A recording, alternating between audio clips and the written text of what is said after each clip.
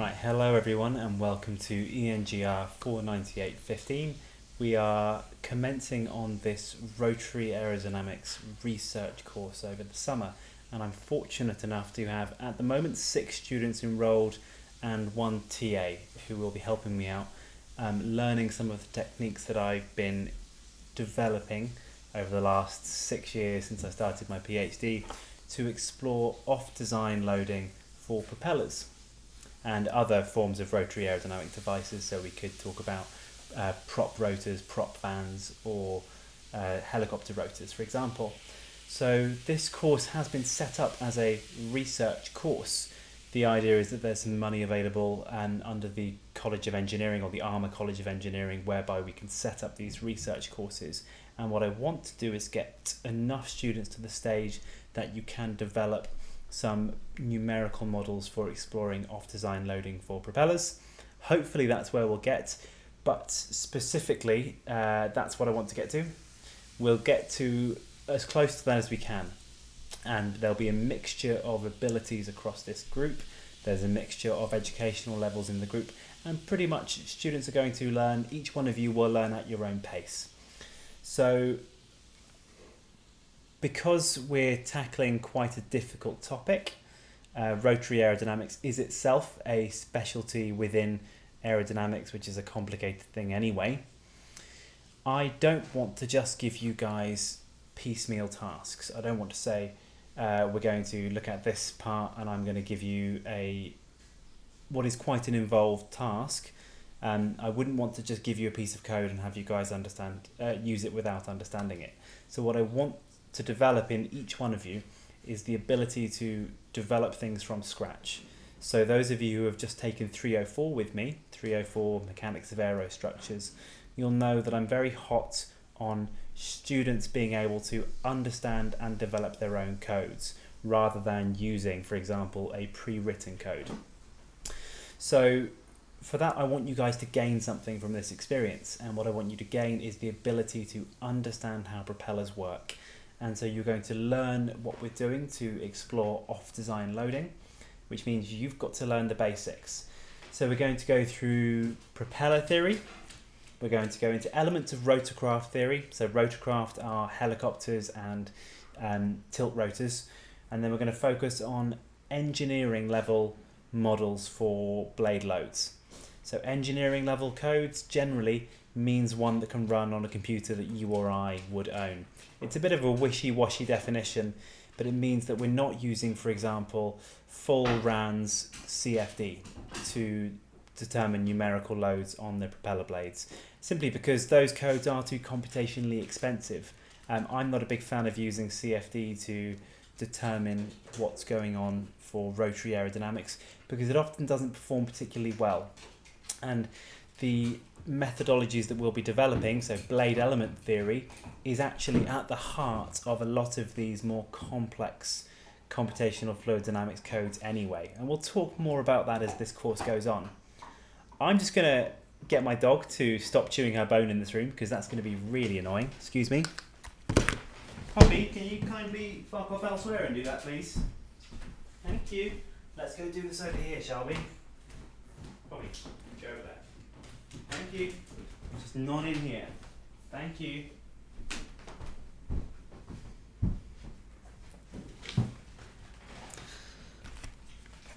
Right, so that's where I'm back now. Occasionally my dog might interrupt. It's going to be funny as I record these because I'm obviously at home and she's come up and annoying me at this very moment. But there's some things that I want to assume or where I assume everybody is at for this course. So I'm going to assume that you've got a computer and internet access. If you're watching this, unless you're watching it on your phone, I can assume that is checked. So we are good. You need to have the Anaconda distribution of Python 3.7. So if you were in 304, you already have that. Other students have questioned on the Slack space which version of Python, so that's great. Everyone's going to be at a level playing field. We're going to be using matrices to store data. So I want people to have an appreciation of what numerical matrices are. And if you're not happy with that, then put a question on the Slack space and we can arrange a video or a one-to-one chat. I want you to understand what a propeller is. Okay, we've probably seen some on aircraft before, so propellers date back to the very start of aviation, so I want everyone to be aware of what a propeller is. But it's effectively a device that is a set of spinning blades to produce thrust.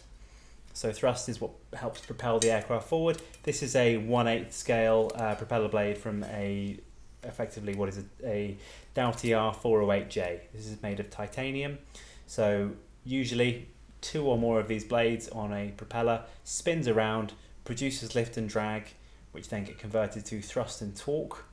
They're not get converted, but they translate to thrust and torque, and we'll talk more about that. And the propeller is there to pull the aircraft forwards. So that's what a propeller is for.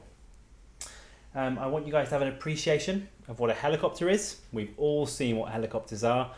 The fields of propeller aerodynamics and rotary aerodynamics for propellers have actually, they've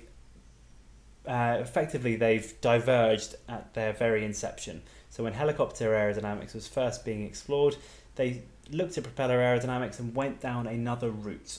So there's lots of techniques that we'll borrow from the fields of helicopter aerodynamics to model propellers. And this is specifically why I was chosen to do my PhD. My background is in helicopter aerodynamics, and I then went on to do a PhD in propeller aerodynamics, using some of the techniques from helicopters to develop propeller models. Now, confusingly, the nomenclature and the terms between those two sets of those two fields are not really shared. So we'll develop some terminology in this course that we're going to use, and I'll try and be careful with borrowing things from the other field. I want you guys to have an appreciation and hopefully an understanding, but at the very least an appreciation of the circulatory theory of lift. So, and what do I mean by that? So the circulatory theory of lift, let's think about, well, if I have an aerofoil or an airfoil in US English in some sort of velocity. So we could say I've got my aerofoil. It's got a free stream velocity, which we give the symbol V infinity. Let's say this is my my zero lift line here. If my free stream velocity is approaching the aerofoil at some angle of attack, which we always give the symbol alpha, then this will produce a lift, which by definition is at a right angle to the intersection. Sorry, it's at a right angle to the free stream velocity, and we say it's produced at the center of pressure, which we'll say is at the quarter chord for our purposes. Mostly is. You will have gone through this in 312, or you will go through this in 312. But you've then got this lift that's produced normal, which means at a right angle to the oncoming velocity, and a drag, which is produced parallel to those two. So where does this come from? Why do we have lift? If this was an interactive class, I'd get to ask you, which would be great. But unfortunately, I'm going to have to assume you gave some sort of answer and were sort of happy with it. We know that it comes from the creation of circulation. So there is a bound vortex produced within the aerofoil, and this has the symbol gamma. Uppercase gamma denotes our bound vortex. Okay, so we will be using this a little bit later, but I want you guys to just be aware that certainly those of you who have done 312, you should be happy with this. Those of you that haven't, we might need to go back and go over some of this. But this bound vortex is produced and to maintain a certain pressure difference over the aerofoil. Now, where does this come from? Well, we can say that for any aerofoil, so we say any sharp edged body in a viscous flow will produce sufficient circulation such that the flow leaves the trailing edge smoothly.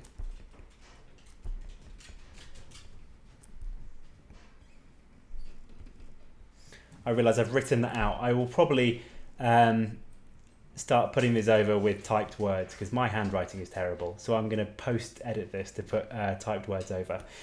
But this is where lift comes from. Any sharp-edged body in a viscous flow field will produce sufficient circulation such that the flow leaves the trailing edge smoothly. Now the name for this, so our separation point is then at the trailing edge.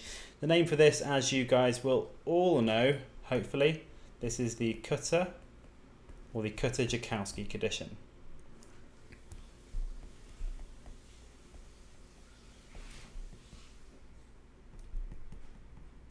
Okay, so I just want you guys to have an appreciation of the circulatory theory of lift, which is that I've got this bound vortex being produced, and hopefully you guys can remember that in accordance with the conservation of angular momentum, there's something called a shed vortex, which happens at the start of flight, and we normally leave it down on the ground. And there's also trailed vortices, which are the wingtip vortices. So I want you guys to have an appreciation of those because we're going to use them quite a lot in this course when it comes to doing modelling of propeller wakes. So if you're not happy with this, if you some of this sounded familiar, some of it sounded like you'd never heard of any of this before, or some of this was sort of a little bit unfamiliar perhaps, then there's a big document on the Slack space. Now it's one I wrote a few weeks ago. I wrote it doing a bit of contracting for pilots. It was a pilot textbook designed to help pilots understand how lift is produced, and it goes through the basics of the circulatory theory of lift. So if you're not happy with where this comes from or what I just covered, then please go through that document and review it. So that's the circulatory theory of lift, and hopefully you guys have an appreciation of that, and if you don't, you will set up a meeting with me. You'll go through the document and we will be ready to go ahead. We're not going to really touch any of the parts that utilize the circulatory theory of lift for a couple of weeks. So we've got a bit of time to do some background reading. And finally, I want you guys to have a will to learn and a drive to perform. There's not very many of you in this course. So I want you guys to be self-directed learners at my direction, if that makes sense. So I want you guys to be self-paced in how you tackle the material.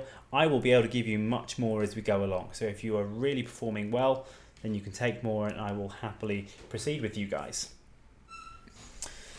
So, why propellers? Why do we care about propellers? Well, they're pretty old. The very first successful flight with a propeller as the propulsor was on December 17th, 1903.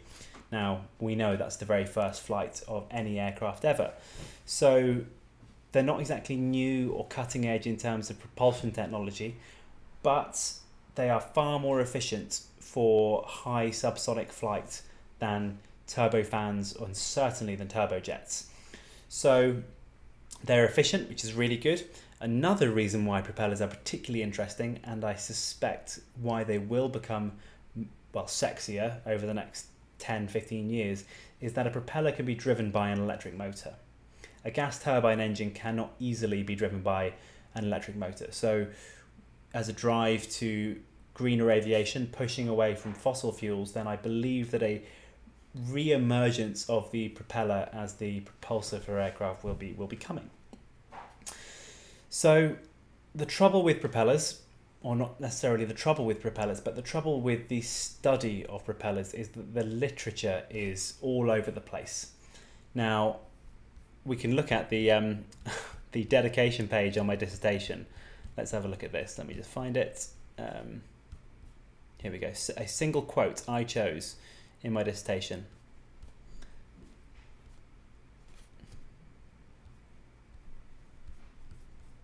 Here we go. This guy wrote a great review paper back in 2006. It was called The Aerodynamics of Propellers, and I will happily provide you guys with a copy. It was under a journal called Progress in Aerospace Sciences, which is one of the, I believe it's an AIAA paper. But it's a great paper, but he quotes this. He says, "The literature of propeller aerodynamics is scattered and in some respects is inconsistent and incomplete." And he was right. He was correct in this, and this is very true for the basics of propeller performance, and certainly for how we develop propeller codes for axial performance, and we'll talk more about the distinction between those two in a moment. But it's especially true for anything pertaining to off-design cases. And we're going to talk more about what off-design is in a little bit. But let's just have a look at a timeline of some of the developments in propeller theory and what the propellers looked like, or what the propulsors looked like in that time. So let's go to my chart over here. Now again, this is taken from my dissertation, so I'll stop using stuff that I've written and I'll make some new things for this course eventually. But let's have a look. So key milestones, okay? Up at the top, 1865. Now, Froude and Rankine developed the very first incarnation of momentum theory. They were looking at this to model marine propulsors. Effectively, they were looking at propellers for boats, effectively. Now, they had the original formulation of momentum theory, which is still used in a lot of performance level codes. And you probably covered it in the propulsion course at IIT.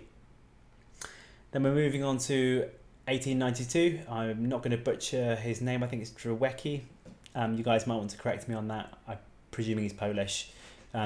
So if you want to correct me on his pronunciation, great. He is the first one to have thought, okay, well, to understand how a propeller works, let's have a look at the blade. Let's split it up into sections. We'll see what's going on here, and we'll see what's going on here, here, here, and here. So he's credited as the first guy to develop what's called blade element theory. Blade element theory is the formulation of pretty much every propeller code except for full RANS CFD. There's sometimes a distinction made between Vortex models and blade element codes.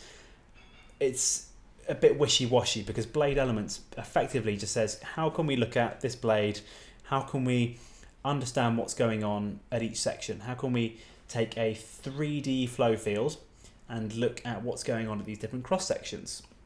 So that gets used in all incarnations of propeller codes, and we'll explore that. But it goes back to 1892. So we're talking, 11 years before the first flight. So then we're going to look at different papers. So Betts was a fantastic aerodynamicist. Betts produced what was called the minimum induced loss propeller. So he came up with the condition for that and formulated the wake that had to be produced for that to work. Glauert produced a series of seminal texts on propellers. There's part of one of his publications in a book called Durand, which is actually published in 1948. But Glauert must have written his part quite a bit earlier than that, because Glauert died before the book was published. But Glauert produced a set of great, basically the seminal text for how propellers should be analysed for performance. It's Division L, quotes, airplane propellers, of aerodynamic theory, a general review of progress. Again, this is all from memory, so some of these titles might not be correct. I'll put the correct ones up on the video. Prandtl and Betts then looked at different correction factors for having a finite number of blades, which might sound a little bit confusing because surely you've only ever got a finite number of blades. We'll talk more about that as we go through propeller theory. Goldstein in 1929 produced another finite blade correction factor. Ribner, 1945. This is in grey because Ribner produced a set of means to model propellers in yaw, meaning how can we develop the loads on these things when they're not working in the axial flight condition or how they're designed to be. So this is the very first paper looking at effectively what my problem was for my PhD dissertation. I don't think he got the whole theory correct there, so we're going to look at how we can adapt Ribner's methodology, add new terms in to go on and correct some of those. So Ribner's work was in the 1940s, was then extended by someone called John de Young in I think 1965. Again, I'll put the proper dates in. Theodorson, 1948, wrote a book called Theory of Propellers. Seminal textbook, fantastic book. It's very hard to get hold of a copy of these days, but it was effectively covered as a reproduction of a bunch of NACA TN or technical notes. So I can provide a copy of some of those. And we'll see, obviously 2014 is not the present day, but it was when I wrote my dissertation. What's interesting to see here is that back at the last major propeller textbook, 1948, propellers still looked flat and paddle-shaped. So we see here the Hercules C-130D. Modern day propellers are swept. We'll talk more about are they swept or are they not, or are they just displaced. They're swept, they've got more blades, they've got blades of wildly varying chord, or the length of the blade, the spanways length of the blade. And we're going to see how propellers proceed. Do we go to open rotors? Do things change? But what I'm highlighting here is that if we look at the timeline, Theodorson's book, The Theory of Propellers, was published closer to the Wright Flyer than it was to the present day, than it is to now. So there have been some developments in this period here. It's maybe a little bit disingenuous of me, this timeline, but there's been nothing major in the fundamentals of propeller aerodynamics that's been produced. So I think there are a couple of things that have maybe been missed by Glauert back here, and there's some modifications that we can make to some of their methodologies specifically to look at this off-design condition. So we're going to talk about what is off-design and why are we looking at why do we care. So to talk about off-design, it's best if we perhaps first have an appreciation of what the design case is for a propeller. For a propeller doing its job, pulling the aircraft forward, it should be working in what we call a purely axisymmetric flow field. So if we look at let's put my iPad up. So if we have a two-bladed propeller, let's use a black pen.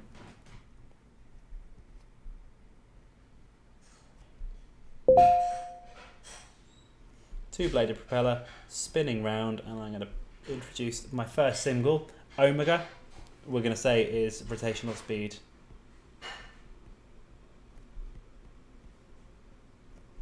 And whenever I use omega, that's in revolutions per minute.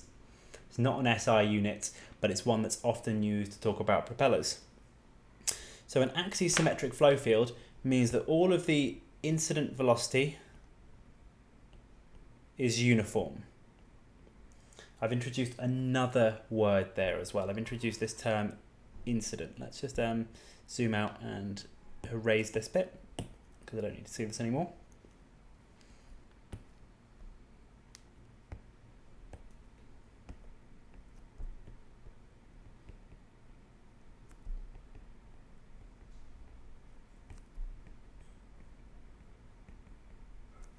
So if we have a uniform incident velocity,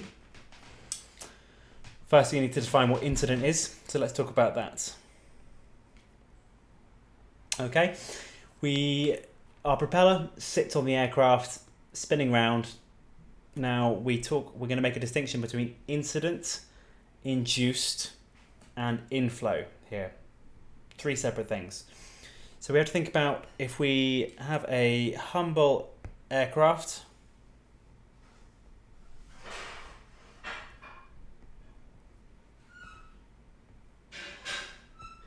You think I'd be better at drawing aircraft by now. If we, on one wing, have a propeller disc,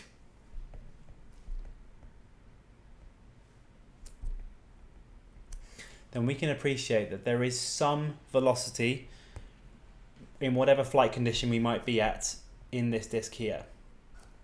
So then we can say this bit here is our incident velocity. So we could, for example, if we were to zoom in here, the velocity here might be different to the velocity here, for example. And that just means that it might be going slightly faster here, slightly slower here, or there might be some velocity, or there might be some flow in this direction or in this direction. That's what we define as the incident velocity. And we can think about that. The incident velocity is what the propeller sees.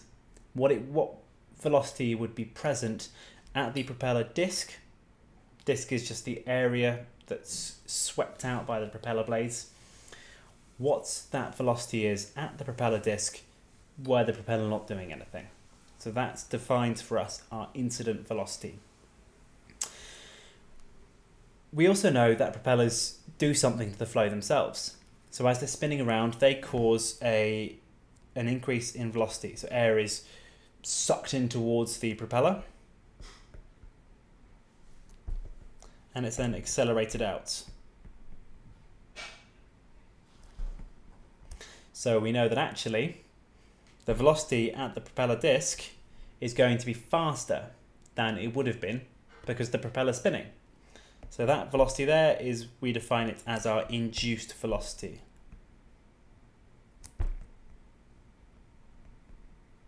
So our induced velocity is that which is produced by the propeller itself. Now that sort of makes, well, this is kind of relatively easy to intuit. We can realise that if we're standing behind a fan or standing in front of a fan, it blows air onto you. That is induced velocity. Now the value where it hits you is going to be different to what's experienced at the disc, and the same is true for a propeller blade. Same is true for a propeller on the aircraft.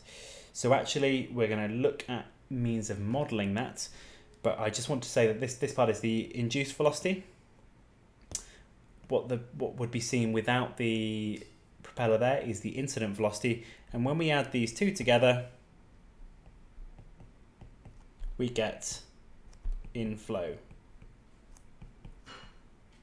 Okay, so those two things added together give us inflow. This is then the total velocity field at the propeller disc. Okay, it's because of whatever would have been there, were the propeller not there, and then also what the propeller's doing. So we're going to talk about what the design case of the propeller is. So if the propeller is designed to work on designed to work on an aircraft and produce constant thrust, the design case for our propulsor is axisymmetric incident velocity. So what do I mean by axisymmetric? We've probably got an appreciation of what symmetric means. Axisymmetric might be a new word for some of us. So let's think about what axisymmetric is.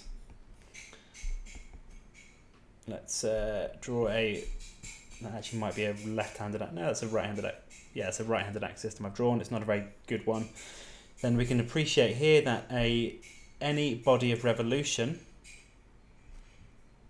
let's say a cylinder here, this would be axisymmetric around the x-axis.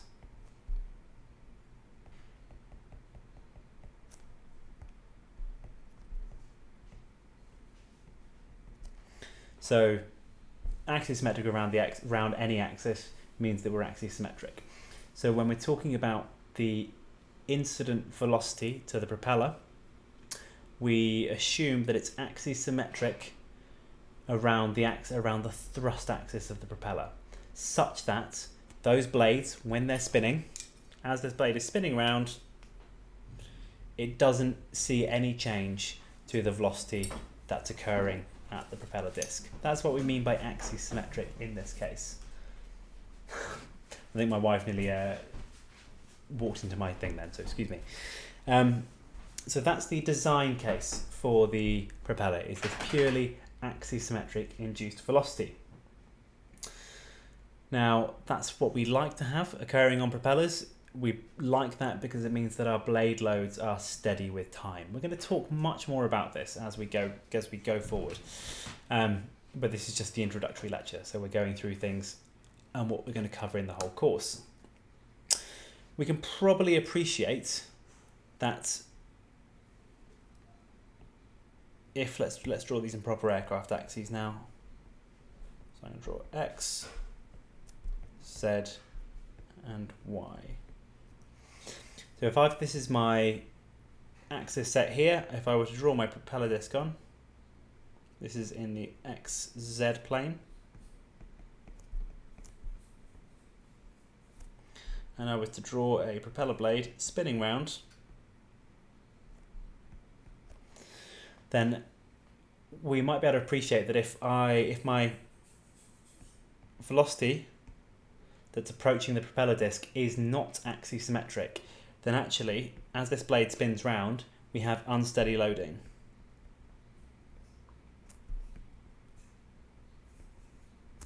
So this is the problem that we're going to try and deal with in this course. We're going to try and deal with this unsteady loading, how we can model it, how we can produce some harmonic models that help us understand it a little bit better. But before we get there, we need to look at this original case. So we're going to go back to this axisymmetric case. This is a simple and nice and easy way to model things, but still it's more complicated than any modelling you've probably done for any aerodynamic modelling you've done for fixed wing aircraft so far, because when things spin round, they get complicated, and people don't like spinning things in aerodynamics, which is good for me because actually it's not that difficult, but you just need to get your head around a few concepts that we're going to be exploring. So let's move this away. How are we going to go through this? So the very first lecture we're going to go through, this will be tomorrow, we're going to go through the basics of propeller nomenclature to make sure that we're talking with a level playing field at the beginning of this. We're going to go through geometry, how we define propeller geometry, what the aerofoil sections that comprise a propeller blade are, what do I mean by twist, what do I mean by chord, what do I mean by span, and what do I mean by sweep and dihedral on a propeller blade. What do those two terms mean? They're actually very different to what we expect them to mean, those last two. We're going to introduce the axis systems that we're going to use. So we're going to introduce disc axes, which are coincident with aircraft axes, which I don't think anyone in this course except maybe the TA will have familiarity with. Aircraft axes, X is forward, Z is down, Y is starboard.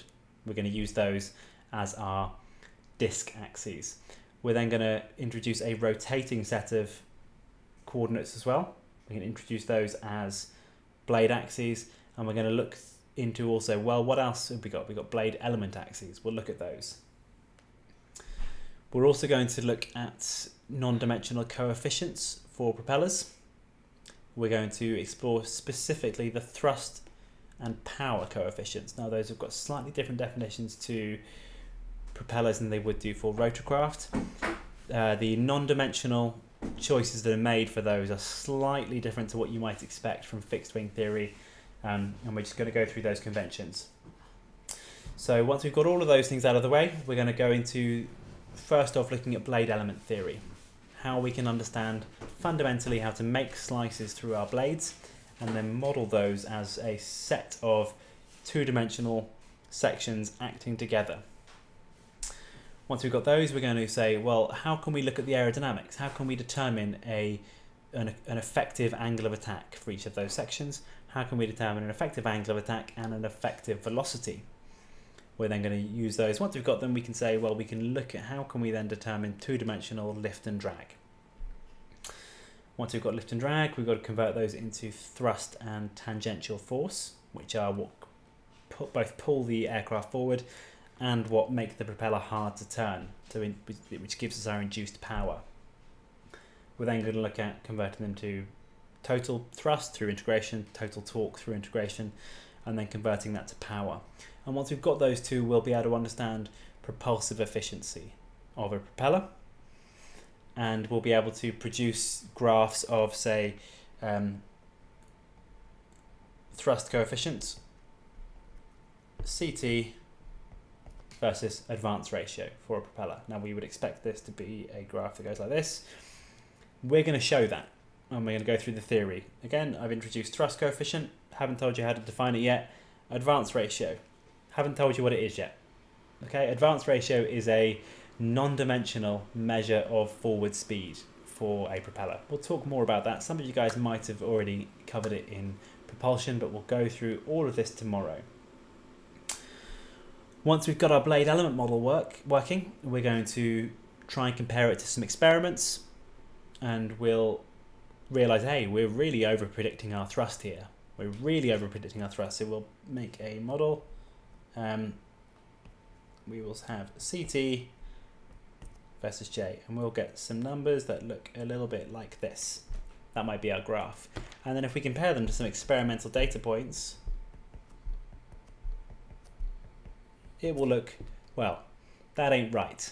So this difference between these two here is because as I'm laying out this course, we haven't dealt with the induced velocity yet. So then we're going to develop a model for the induced velocity. We will introduce an implementation of general momentum theory, which goes back to the general momentum theory goes back to Glauert. I think I maybe misspoke earlier. Froude and Rankine developed the axial momentum theory.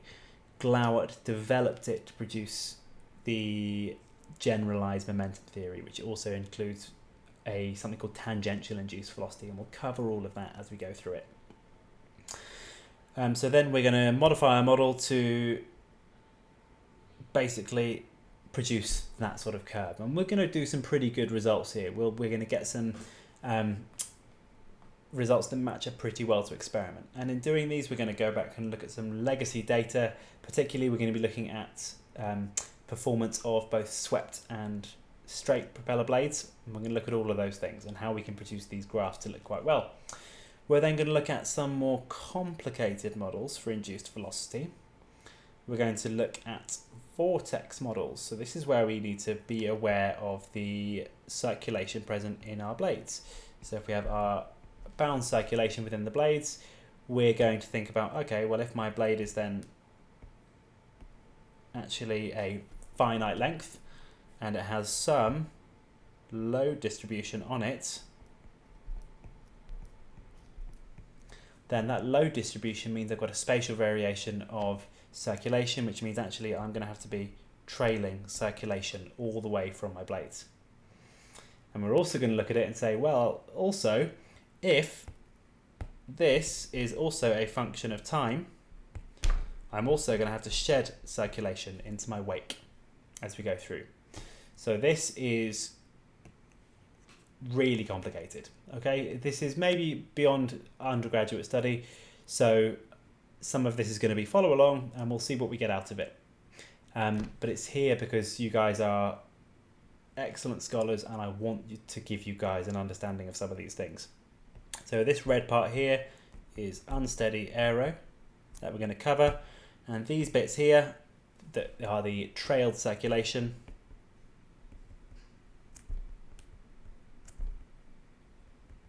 This is effectively the same thing that we would have done in aerodynamics of aerospace vehicles, which is looking at the tip vortex and how the tip vortex is produced. So if we look at the horseshoe vortex model of an aircraft, we can do something very similar for a propeller, and we split the blade up into a series of lifting line segments. We can produce a trailed and shed velocity. Where it gets more complicated is actually then when we do that, and I'm not going to try and draw this, I'm just going to borrow one from my document. When we shed and trail that velocity, shed and trail that circulation from our blade, we're then going to, rather than we would be doing for a fixed wing aircraft where it just sits nicely behind the aircraft, perhaps. A propeller blade is spinning round, so it means that both that trailed and shed circulation are going to be in a helical shape. So we're going to have to look at, well, how can we model these? Now these are, don't worry too much about the colours on these. This is looking at the helical vortex structure for a propeller at incidence. So we're going to be looking at this and how we can model it, how we can then come up with some sort of model that then works out, well, if I've got some circulation like this, what is my velocity and my propeller disc? Unfortunately, my hand is disappearing. So that's what we're going to be doing, and that's where we're going with this course. There's a few other things we're going to be looking at. We're going to be looking at swept propeller blades. You might have heard me say that I don't think propeller blades are really swept. I think they are displaced and maybe oriented slightly differently than straight propeller blades. We're going to be looking at potentially a structural dynamic model, if anyone's got any interest in that. But fundamentally, we're going to be building up this axial performance model. That's probably going to take 2 weeks, 3 weeks, maybe 4 weeks. And once we've got that down, we're going to be looking at, well, now we've got this model and we've got this formulation, how can we extend it for the off-design case? And once we've done that, how can we work out what those periodic loads that we're going to determine, how do they get reacted on the airframe? And it's not how Glauert said it was done. It's a little bit on top of what Glauert said. So we're going to talk more about that over the coming weeks. I'm going to be recording another lecture tomorrow, which is the Introduction to Propeller Nomenclature, and I'll probably make a start on blade element theory. So there'll be some coding to be done probably from the blade element theory lecture. I'm going to be working in Jupyter notebooks to go through, well, how can we work out what's going on at the propeller disc? So once we've got the blade element model, we can then work out what's my angle of attack and my resultant velocity anywhere on a propeller that we've just determined.